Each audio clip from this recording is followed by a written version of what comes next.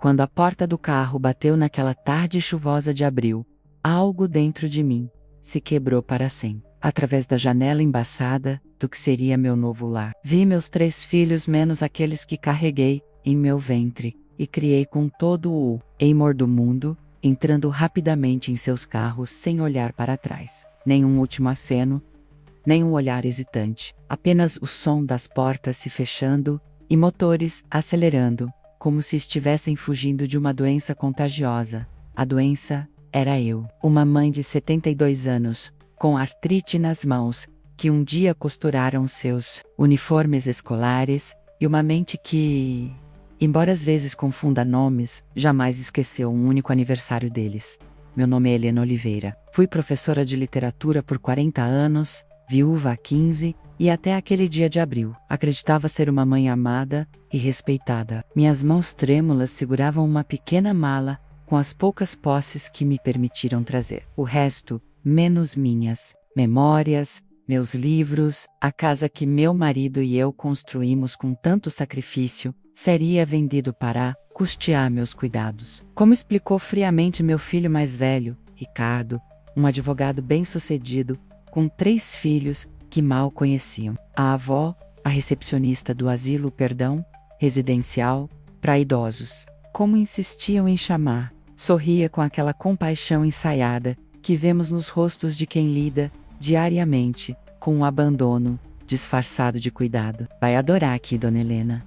Temos bingo às quartas e coral aos domingos. Bingo, choral. Eu, que ensinei Machado de Assis e Fernando Pessoa a gerações de jovens, que tinha uma biblioteca pessoal com mais de 2.000 volumes, estava sendo reduzida a bingo e coral. A ironia era quase literária demais. Meu quarto, pequeno, impessoal e com cheiro de desinfetante, seria dividido com outra residente, Dona Clélia, uma senhora de 85 anos, praticamente surda, que passava os dias olhando pela janela. Mais tarde eu descobriria que ela esperava pela visita da filha que nunca vinha. 5 anos esperando.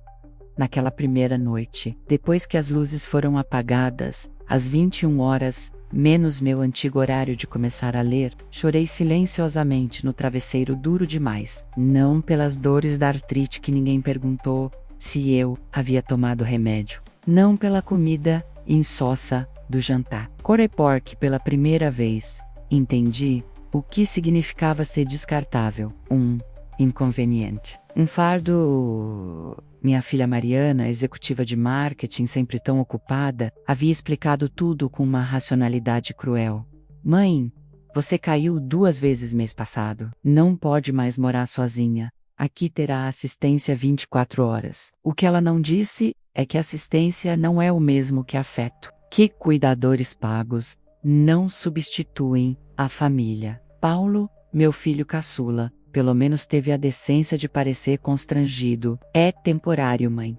Até encontrarmos uma solução melhor. Mentiras piedosas eram sua especialidade desde criança. Quando quebrava algo em casa, e negava com aqueles olhos castanhos, idênticos aos do pai, nos dias que se seguiram. Mergulhei num tipo de letargia que nunca havia experimentado. Participava mecanicamente das atividades. Tomava os remédios nos horários, mas estava morta por dentro. As ligações prometidas não vieram. As visitas de domingo foram canceladas por emergências de trabalho, festas de crianças e outros compromissos aparentemente mais importantes que uma mãe envelhecida.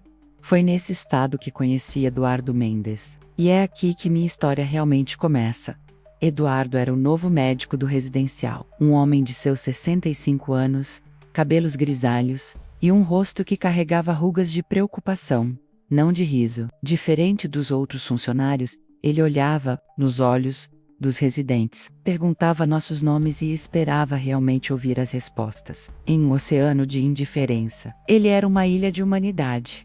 Nosso primeiro encontro foi durante um de meus episódios de teimosia, como a equipe chamava. Eu havia me recusado a participar da tarde de arte, que consistia em colorir desenhos simplificados como se fôssemos crianças, e estava sentada no jardim, lendo um dos poucos livros que trouxe comigo, 100 anos de solidão. Gabriel Garcia Marques. Uma escolha interessante para um lugar como este, disse uma voz grave atrás de mim, Virei-me, surpresa que alguém reconhecesse o livro. A solidão não escolhe endereço, doutor. Ela nos encontra tanto em casas luxuosas, quanto em asilos. Ele sorriu, um sorriso genuíno, que iluminou seus olhos cansados. Touché, senhora Helena Oliveira, ex-professora de literatura ex-esposa, ex-mãe, presente e, agora, atual residente do Jardim Outonal. Não consegui disfarçar a amargura em minha voz. Em vez de se afastar com meu tom ácido, ele puxou uma cadeira. Eduardo Mendes, de hospital, ex-marido pai distante e, agora, médico que tenta encontrar significado em ajudar pessoas que a sociedade prefere esquecer. Sua honestidade me desarmou. Pela primeira vez em semanas, ri, um riso breve, enferrujado, mas verdadeiro. Seu livro está caindo aos pedaços, observou. Foi um presente do meu marido, Antônio, nosso aniversário de 30 anos, pouco antes dele morrer. Eu o li tantas vezes que as páginas começaram a se soltar, como folhas no outono. Como folhas no outono, repetiu ele, pensativo. A senhora escreve, não é? Costumava poemas, principalmente. Bobagens sentimentais. Duvido que fossem bobagens. Algo naquele momento, menos a luz dourada do fim de tarde, o cheiro de jasmim do jardim. A primeira conversa real. Em semanas menos abriu uma pequena fissura no muro que eu havia construído ao meu redor. Uma fissura por onde um raio tímido de esperança conseguiu penetrar. Nos dias seguintes, Eduardo começou a aparecer coincidentemente no jardim durante meus horários de leitura. Nossas conversas fluíam de literatura à filosofia, de memórias de juventude a reflexões sobre o envelhecer. Ele me contou sobre seu divórcio amargo, sua filha única que morava no exterior, seus anos desgastantes como médico emergencista. Por que veio trabalhar aqui? Perguntei certa vez. Deve ser um declínio na carreira, para um médico com sua experiência. Ele contemplou a pergunta por um momento, olhando para as próprias mãos. Depois de décadas salvando vidas, em situações críticas, percebi que havia esquecido de viver a minha própria. Aqui, o tempo corre de forma diferente. Há espaço para conversas, para conhecer pessoas como histórias, não apenas como sintomas. Foi nessa mesma tarde que Eduardo me fez um convite inesperado. Estamos montando um programa de terapia através da escrita para os residentes. Gostaria que a senhora o coordenasse.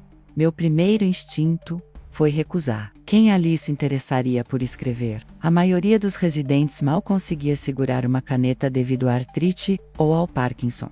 Por que eu? Porque seus olhos ainda brilham quando fala de literatura. Porque suas mãos podem tremer, mas sua mente é mais afiada que a de muitos jovens médicos que conheço, e porque todos aqui, inclusive eu, precisamos de alguém que nos lembre que ainda temos histórias a contar. Aceitei, mais para ter algo com que ocupar meus dias do que por acreditar no projeto. O que eu não sabia é que aquele convite mudaria completamente minha existência.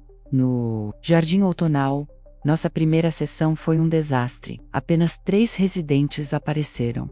Dona Clélia, minha companheira de quarto, seu Manuel, um ex-contador, com início de demência, e Dona Teresa, uma viúva de 90 anos, com um vocabulário surpreendentemente colorido. Sentamos em círculo na sala de atividades, com papéis e canetas distribuídos. Hoje, comecei hesitante. Vamos simplesmente escrever sobre uma memória feliz da infância. Silêncio, olhares vazios, Dona Clélia adormeceu. Eu estava prestes a declarar o fracasso da experiência, quando seu Manuel começou a escrever, suas mãos tremendo, mas determinadas. Depois de alguns minutos, ele pigarreou e leu: Rio de Janeiro, 1940. Eu, 6 anos, picolé de manga, na praia de Copacabana. Areia quente, mar azul. Pai me segurando sobre as ondas. Mãe, acenando da areia. Felicidade pura. A simplicidade e força daquelas poucas frases me emocionaram. Logo Dona Teresa também leu sua memória, menos um passeio de charrete na fazenda do avô. E assim, timidamente, nasceu nosso grupo de escritores. Com o passar das semanas, o grupo cresceu. As histórias se tornaram mais pessoais, mais profundas. Escrevemos sobre primeiros amores, sobre perdas, sobre sonhos abandonados e realizados. Eduardo frequentemente aparecia para ouvir as leituras, sentando-se discretamente no fundo da sala, seus olhos atentos captando cada palavra. Eu mesma comecei a escrever novamente, não apenas poemas, mas memórias, recordações da minha infância no interior de Minas, do dia em que conheci Antônio na faculdade, do nascimento de meus filhos, das noites corrigindo provas, enquanto todos dormiam. Escrevi sobre a dor de ver Antônio definhar com câncer, sobre a casa vazia depois que os filhos saíram, sobre a solidão dos domingos e, finalmente, sobre o dia em que a porta do carro bateu e fui deixada para trás.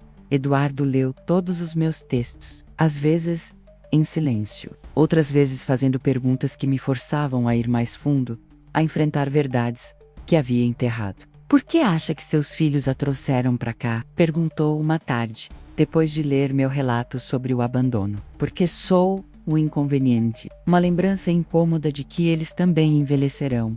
Ele balançou a cabeça. Talvez estejam com medo de não saberem cuidar adequadamente, medo de falharem com a mulher que nunca falhou com eles. Isso não justifica o abandono. Não justifica. Mas entender não é o mesmo que desculpar. Aquelas conversas, dolorosas como fossem, começaram a curar algo em mim. Percebi que estava enterrada em minha própria amargura, tão profundamente, que tinha perdido a capacidade de ver além dela. Enquanto isso, nossa oficina de escrita ganhou notoriedade. A diretora do residencial, impressionada com a melhora no ânimo dos participantes, sugeriu publicarmos uma coletânea com nossos textos. Com a ajuda de Eduardo, conseguimos uma gráfica local para imprimir 100 exemplares do Memórias do Outono, histórias que o tempo não apagou. O lançamento do livro foi marcado para uma tarde de sábado. Enviamos convites para familiares de todos os residentes, preparamos a sala de atividades com arranjos de flores, servimos biscoitos e suco. Eu, que havia jurado nunca mais me importar, me peguei preocupada com meu cabelo, usando um vestido azul marino que havia guardado para ocasiões especiais.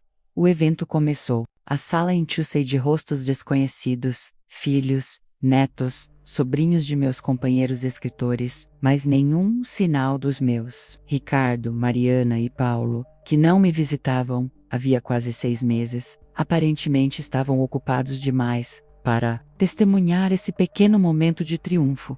Engoli a decepção e sorri para meus colegas residentes, que brilhavam com o orgulho de verem suas palavras impressas, de serem ouvidos novamente. Seu Manuel, cuja demência havia estabilizado desde que começou a escrever, leu seu texto sobre o picolé de manga com uma clareza que emocionou sua família. Dona Teresa, normalmente reservada, falou com eloquência sobre como as palavras haviam devolvido sua voz quando chegou minha vez.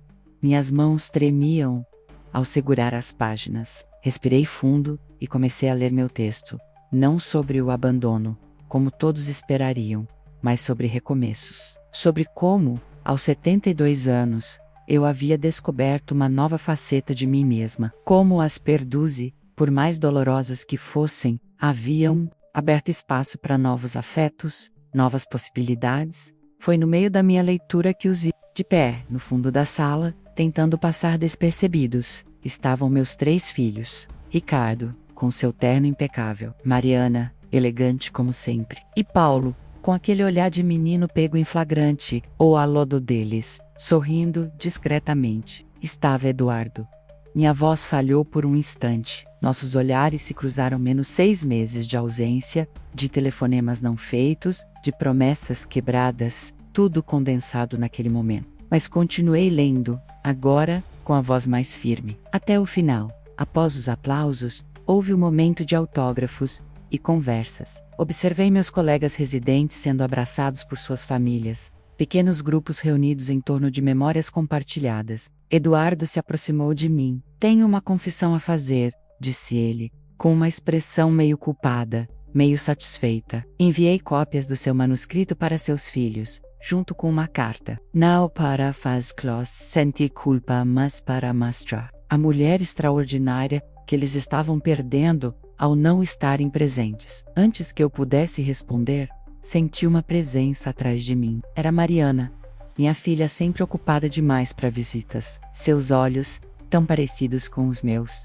estavam marejados. Mamãe, ela começou, a voz embargada. Nós lemos seus textos. Todos eles. Ricardo e Paulo se juntaram a ela. Meu filho mais velho, sempre tão controlado, parecia desconfortável em sua própria pele. Não há desculpas para como agimos, mãe, mas estamos aqui, agora. Se você quiser nos ver, Paulo, meu caçula de coração mole, simplesmente me abraçou. Um abraço desajeitado, cheio de sentimentos não expressos. Desculpe, mãe. Por tudo. Eu deveria sentir raiva, rancor. Deveria expulsá-los como eles me expulsaram de suas vidas. Mas olhando para aqueles 3 adultos, menos meus bebês, que um dia embalei, ensinei a andar, a ler, a sonhar, vi o medo em seus olhos. Medo do Invelda. Medo de perder o controle. Medo de se tornarem aquilo que mais temiam. Descartáveis. Aceito suas desculpas, disse finalmente, mas não suas promessas. Não mais. Vamos construir algo novo, baseado no que somos agora, não no que fomos ou no que imaginamos que deveríamos ser. Os meses seguintes trouxeram mudanças que eu jamais poderia imaginar. Naquela tarde chuvosa de abril, quando a porta do carro bateu, Ricardo, usando suas conexões legais, ajudou a transformar nossa pequena coletânea em um livro publicado por uma editora de verdade. Mariana, com seu conhecimento de marketing, organizou eventos de lançamento em livrarias locais. Paulo, professor de música, começou a oferecer aulas de violão no residencial. As visitas se tornaram regulares, embora nem sempre fáceis. Havia camadas de mágoa e ressentimento a serem descascadas, conversas difíceis a serem enfrentadas. Meus netos, que mal me conheciam menos, começaram a aparecer também, trazendo a energia vibrante da juventude para os corredores silenciosos do jardim outonal. Quanto a Eduardo e eu, nossa amizade floresceu em algo mais profundo. Aos 70 e poucos anos, descobrimos que o coração nunca envelhece realmente. Ele me ensinou a dançar novamente Little Man em nossas noites de música no salão do residencial. Eu o ensinei a apreciar poesia, a encontrar beleza. Em palavras simples, nunca imaginei encontrar amor neste lugar, disse-lhe numa tarde de primavera, enquanto caminhávamos pelo jardim agora familiar. Conhecendo você, Helena, descobri que o amor não tem prazo de validade. Ele apenas muda de forma. Como nós, continuo morando no residencial. Não por falta de opções. Ricardo insistiu que eu poderia morar com ele. Mariana ofereceu um apartamento próximo à sua casa, menos mas por escolha. Aqui, encontrei uma nova missão. Nosso grupo de escrita agora atende residentes de outros asilos da cidade. Publicamos uma revista trimestral com textos de idosos, dando voz a uma geração que a sociedade silencia. E o mais importante, aqui, aprendi que recomeços são possíveis, mesmo quando acreditamos que nossa história chegou ao fim. Que abandono pode ser o primeiro capítulo de uma jornada de autodescoberta. Que o amor, por nós mesmos, pelos outros, pela vida menos, é a única força verdadeiramente capaz de curar todas as feridas. Às vezes, quando a noite cai e estou sozinha em meu quarto, Dona Clélia finalmente foi morar com a filha, que retornou à sua vida. Após ler seus textos publicados, pego meu exemplar, gasto de 100 anos de solidão, as páginas seguradas com fita adesiva, a dedicatória de Antônio desbotada pelo tempo, e sorrio ao pensar que Garcia Marques estava certo. Não são 100 anos, mas toda uma vida em que lutamos contra a solidão. E que às vezes, quando menos esperamos, encontramos companhia nos lugares mais improváveis. Meu nome é Helena Oliveira, tenho 73 anos. Fui deixada em um asilo numa tarde chuvosa de abril. E foi o melhor e o pior dia da minha vida, menos porque foi o dia em que perdi tudo e, paradoxalmente, o dia em que comecei a recuperar a mim mesma.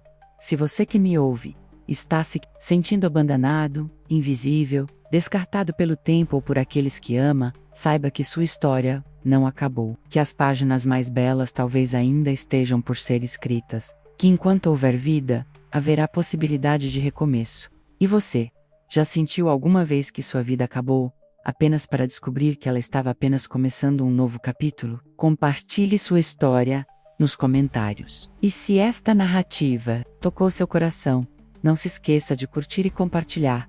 Não por mim, mas para que ela possa alcançar alguém que talvez precise ouvir que nunca é tarde demais para recomeçar.